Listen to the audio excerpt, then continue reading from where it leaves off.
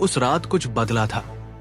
जब टोक्यो के सबसे सुरक्षित समझे जाने वाले कुरोसावा ज्वेल म्यूजियम से दुनिया का सबसे बेशकीमती सकुरा डायमंड चोरी हुआ, तो जापान की पुलिस के पास कोई जवाब नहीं था। कोई सुराग नहीं, कोई गवाह नहीं, और सबसे हैरानी की बात, कोई घुसपैठ के निशान तक नहीं। मेरा नाम अयान मल्होत्रा है।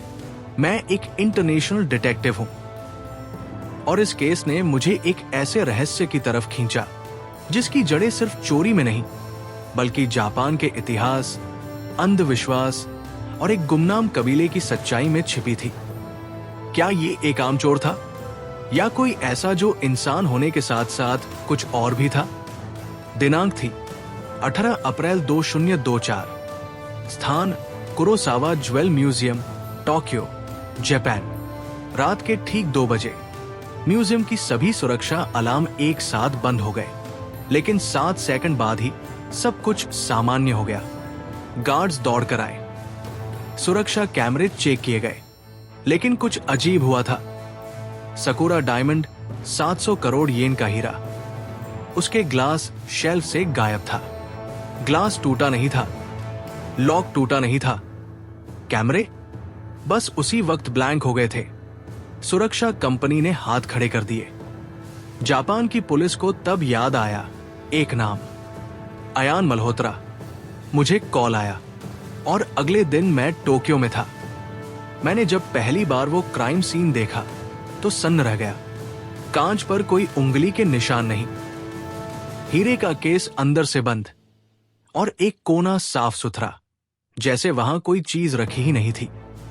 लेकिन फिर एक छोटी चीज मेरी नजर में आई। एक कागज की तह की गई तितली।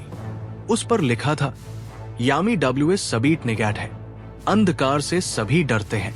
म्यूजियम के डायरेक्टर मिस्टर ताकेहाशी ने मुझे बताया कि तितली का प्रतीक कुराइमी क्लैन से जुड़ा है, एक पुरातन जापानी चोरों का गुट जो सिर्फ अंधेरे में काम करता था, और उनकी एक खासियत थी, आवाज से चोरी।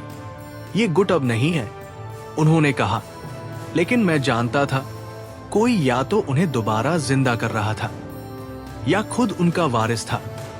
मैंने म्यूजियम के आसपास के साथ गार्ड से बात की।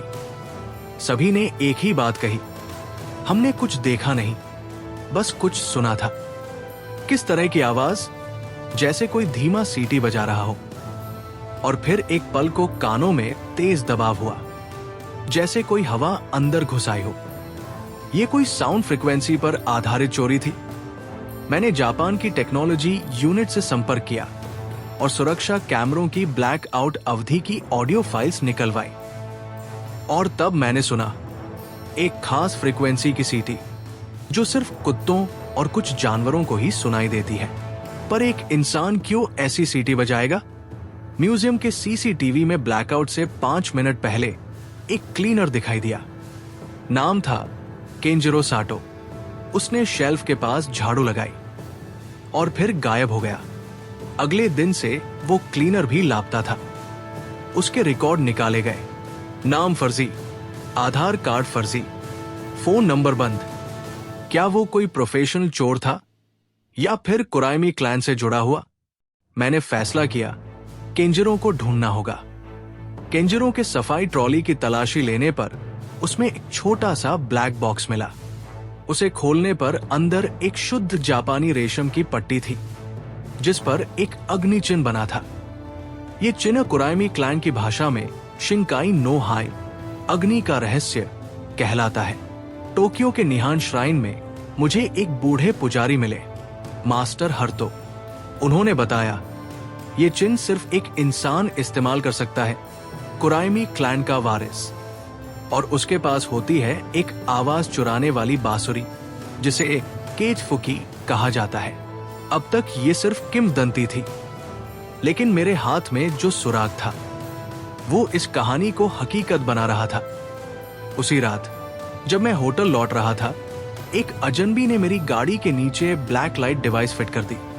जैसे ही मैं गाड़ी में बैठा, GPS बंद हो गया और कार अपने आप एक सुनसान गली में जाकर रुक गई। और फिर सामने से आए 3 नकाबपोश। उनमें से एक बोला, तुम इस केस से दूर रहो, वरना तुम्हारा नाम भी केवल इतिहास में बचेगा, एक अधूरी फाइल की तरह। मैंने जवाब दिया, इतिहास वही रचते हैं जो अधूरी कहानियों को पूरा करते हैं। और फिर मुझे किसी ने पीछे से बेहोश कर दिया। जब मेरी आंख खुली, मैं एक पुराने जापानी मंदिर के तहखाने में था। दीवारों पर सैकड़ों कागज की तितलियां, और हर तितली पर एक नाम लिखा था, चोरी की जगह और तारीख। उसमें सबसे नया नाम था कुरोसावा म्यूजियम, सकुरा डायमंड, 18 अप्रैल 2024। और उसके नीचे एक सवाल लिखा था, तुम्हारा नाम कब जुड़ रहा है? जब मेरी आंख खुली, मैं एक अंधेरे तहखाने में था। चारों ओर कागज की तितलियां, हर एक पर कोई ना कोई चोरी की तारीख। सबसे नई तितली पर लिखा था, कुरोसावा म्यूजियम, सकुरा डायमंड, 18 अप्रैल 2024। और नीचे एक सवाल, तुम्हारा नाम कब जुड़ रहा है? उस पल मुझे एहसास हुआ, ये सिर्फ चोरी नहीं थी, ये किसी बड़ी योजना की शुरुआत थी। मेरे हाथ पैर बंधे नहीं थे, पर मैं अकेला नहीं था। कोने में खड़ा एक आदमी, नकाब में, उसकी आंखों में वही कुराइमी क्लाइंट की ठंडी चमक। उसने मुझे देखकर कहा, तुम बहुत सवाल पूछते हो अयान मल्होत्रा, और सवाल पूछने वालों की किस्मत अच्छी नहीं होती। मैंने जवाब दिया, किस्मत उन्हीं की बदलती है जो डरते हैं, और मैं डरा नहीं हूं, बस जिज्ञासु हूं। तभी एक ब्लैकआउट हुआ। शायद बिजली कट गई थी, या फिर कोई जानबूझकर कर रहा था। मैंने उसी अंधेरे में एक पत्थर उठाया और नकाबपोश के सिर पर मारा। उसकी चीख गूंजते ही मैं दौड़ पड़ा। एक पतली सी सुरंग से होकर बाहर निकला।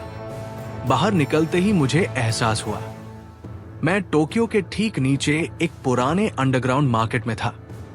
ये बाजार वैध नकली पासपोर्ट, खतरनाक टेक्नोलॉजी और गायब हो चुके लोगों की अंतिम परछाइयों से भरा था। यहां आने का कोई रास्ता नहीं, बस एक किस्मत से गिरी भूल ही रास्ता दिखा सकती थी।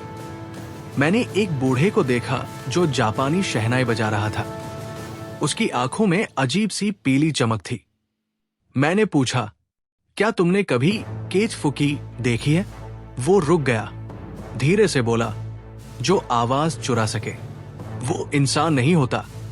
फिर उसने मुझे एक नाम बताया, यूरेतदी फैंटोम फ्लूट मास्टर। वो अंडरग्राउंड मार्केट में सिर्फ 3 रातों में एक बार आता है। और आज वही रात थी। रात के 2 बजे, ठीक उसी वक्त जब सकुरा डायमंड चोरी हुआ था। एक लंबा काला साया बाजार में दाखिल हुआ। उसके कंधे पर एक नीली रोशनी से चमकती बांसुरी थी। सारे लोग उसकी तरफ देखकर चुप हो गए। वो यूरे था। कोई उसे छूता नहीं, कोई उससे सवाल नहीं करता, पर मैं कर सकता था। मैंने उससे सीधा पूछा, तुमने वो हीरा चुराया? उसने बांसुरी होठों से लगाई और एक सुर बजाया। मेरे कानों से खून बहने लगा और फिर हर आवाज गायब हो गई। कुछ मिनटों तक केवल सन्नाटा, और फिर आवाज आई, तुम्हारा संघर्ष बेकार जाएगा। सकुरा केवल शुरुआत थी। बाजार में एक पुराने दस्तावेज की दुकान से मुझे एक रजिस्टर मिला। उसमें हर बड़ी चोरी का रिकॉर्ड था, पर एक खास चीज थी। हर चोरी के साथ एक तितली के रंग का जिक्र था। लाल तितली सोना, नीली तितली हीरे, काली तितली रहस्य। सकुरा डायमंड के सामने काली तितली का जिक्र था। इसका मतलब हीरा सिर्फ धन नहीं, एक रहस्य को छुपा रहा था। वही दस्तावेजों में एक प्राचीन नक्शा मिला। टोक्यो के नीचे एक पुराना मंदिर, 13 नो केज, छाया का मंदिर। इस मंदिर के नीचे एक गुप्त तहखाना था, जहां कुराइमी क्लैन के असली खजाने और रहस्यों को छुपाया जाता था। मैंने तय किया, मुझे वहां जाना होगा। छाया का मंदिर अब वीरान था। बाहर से सामान्य, पर अंदर दाखिल होते ही दीवारों पर चमकती तितलियां, हर एक किसी न किसी हीरे की आकृति में बनी हुई, और बीच में एक शिलालेख। जो भी शब्द की ध्वनि को तोड़ता है वही सत्य देख सकता है। जो शब्द की ध्वनि को तोड़ता है वही सत्य देख सकता है। तभी एक अलमारी के पीछे छिपा एक गुप्त दरवाजा दिखा और अंदर था सकूरा डायमंड का हूबहू मॉडल। पर यह असली नहीं था। असल हीरा शायद कहीं और था, या फिर उसने खुद को बदल लिया था। जैसे ही मैं बाहर निकला, एक आदमी ने मुझे रोका। उसका चेहरा जला हुआ था, मगर उसकी आंखें पहचानी हुई। वो केंजिरो साटो था, वही क्लीनर जो चोरी के बाद गायब हुआ था। वो बोला, मैं चोर नहीं था, मैं बस एक संदेशवाहक था, पर अब मैं भागा नहीं सकता। उसने मुझे एक यूएसबी दी और कहा, इसमें वो सच है जो तुम्हारे सवालों से बड़ा है। मैं नहीं चाहता कोई और मेरी तरह बर्बाद हो। और तभी एक स्नाइपर शॉट। केंजिरो जमीन पर गिर गया, मरा। मैंने यूएसबी खोली, उसमें एक वीडियो था। यूरे कुराइमी क्लैन के 6 अन्य मास्क पहने लोगों के साथ एक गोल मेज के चारों ओर बैठे थे और सामने सकूरा डायमंड की छोटी प्रतिकृति थी, जिसे वो किसी पुराने जापानी मंत्र के साथ किसी द्वार पर रख रहे थे। वीडियो में एक फाइल थी, ऑपरेशन यामी, स्टेप 1 डायमंड। नीचे लिखा था, स्टेप 2 कोहिनूर। केंजिरो की मौत मेरे सामने हुई। यूएसबी में जो मिला वो हैरान कर देने वाला था। सकूरा डायमंड, एक प्राचीन मंत्र और एक खतरनाक योजना। ऑपरेशन यामी, स्टेप 2 कोहिनूर। कुराइमी क्लैन अब सिर्फ जापान का नहीं, पूरी दुनिया का खतरा बन चुका था। मैंने यूएसबी की जानकारी तुरंत इंटरपोल और भारत सरकार को भेजी। कुछ ही घंटों में मुझे raw research and analysis wing की तरफ से कॉल आया। आदेश साफ था, हम कोहिनूर की सुरक्षा बढ़ा रहे हैं, लेकिन हमें आपकी जरूरत है। 24 घंटे के भीतर मैं लंदन के लिए रवाना हुआ। कोहिनूर अभी भी ब्रिटिश म्यूजियम की हाई सिक्योरिटी में था, लेकिन खतरा हवा में था। लंदन पहुंचते ही मुझे एक अजीब बात पता चली। ब्रिटिश म्यूजियम के एक जूनियर रिसर्चर अकीरा तनाका जापानी मूल का था और पिछले 3 महीनों से कोहिनूर के बारे में खास फाइल्स खंगाल रहा था। मैंने सीसीटीवी फुटेज निकलवाया। उसे देखकर मेरे रोंगटे खड़े हो गए। वो चेहरा अकीरा तनाका नहीं, यूरे था। अब वो बिना मास्क दुनिया के सबसे सुरक्षित माने जाने वाले स्थान में दाखिल हो चुका था। 6 जून 2024 रात 1:10 बजे म्यूजियम की बिजली गुल हुई। सारे सिस्टम ब्लैंक हुए, सिर्फ 43 सेकंड के लिए। और जब बिजली आई, कोहिनूर की शेल्फ खाली थी। मगर इस बार एक फर्क था। एक तितली नहीं, बल्कि एक तस्वीर छोड़ी गई थी। उसमें 7 नकाबपोश खड़े थे और बीच में एक दरवाजा, जिस पर लिखा था, मुक्ति के द्वार को खोलने में अब सिर्फ एक कदम बाकी है। मुक्ति का द्वार अब बस एक कदम दूर है। यूएसबी के डेटा से हमने लोकेशन ट्रैक की। नेपाल और तिब्बत की सीमा पर एक प्राचीन गुफा, जिसका नाम था यमदो नो एना, अंधकार का द्वार। वहां पहुंचने के लिए हमें परमिशन, गाइड्स और एक छोटी स्पेशल यूनिट की जरूरत थी। रॉ और इंटरपोल ने मुझे पूरा सपोर्ट दिया। हमने प्लान बनाया, कुराइमी क्लैन को वहीं रोका जाए।